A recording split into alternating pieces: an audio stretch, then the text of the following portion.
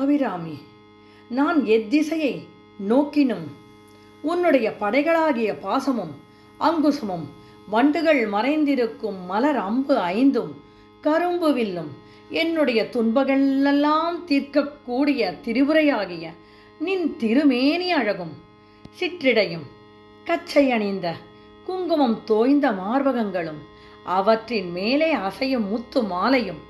என் கண்முன் காட்சியாய் நிற்கின்றன. பார்க்கும் திசைதொறும் பாசாங்குசமும் பனிச்சிறை வண்டு ஆர்க்கும் புதுமலரைந்தும் கரும்பும்